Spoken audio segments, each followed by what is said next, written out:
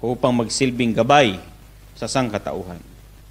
May mga binanggit ni Propeta, pinangalanan din ni Propeta Muhammad sallallahu alaihi wasallam, tulad ng halimbawa as-suhuf, ang kalatas o aklat ni Abraham, tulad din ng at-Taurah, ang Torah ni Musa alayhi salam, Moses, tulad din ng tinatawag na az-Zabur na ipinahayag din kay Propeta Daud o David, at ganun din po yung tinatawag na Al-Injil na ipinahayag kay Propeta Isa o Jesus Christ. At tayo ay naniniwala sa lahat ng aklat na nabanggit natin, na ito'y tunay na nanggaling kay Allah at ibinigay sa mga propetang nabanggit natin. Ang pinakahuli ay ang Quran na ipinahayag, ibinaba kay Propeta Muhammad sallallahu alaihi wasallam. Ang Quran ang siyang pinakahuling aklat na nagpatotoo sa mga naunang aklat.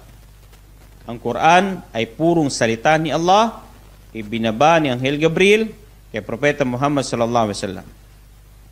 At si Propeta Muhammad sallallahu alaihi wasallam ay kung saan sinabi niya, binasa niya rin ito at itinuro sa kanyang mga sahaba o mga kasamahan. At ang mga sahaba ay isinaulo nila, isinulat nila, at isinabuhay nila. At ito ay nanatili na i-preserve mula noon, mahigit 1,400 taon na nakalipas hanggang sa ngayon.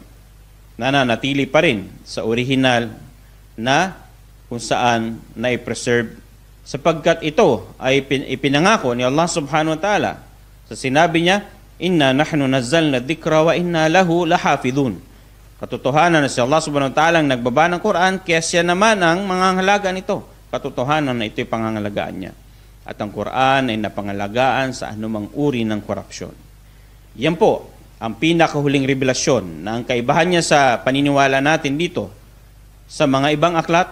Ito ay kung saan paniniwala natin na 100% galing kay Allah, at kung saan susundin natin ang mga ipinag-utos at iwasan natin ang mga ipinagbawal na laman nito. So, ibig sabihin, isasabuhay natin.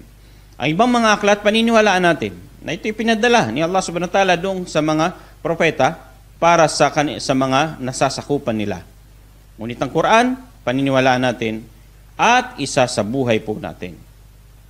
Sapagkat ito yung ibinigay sa atin para sundin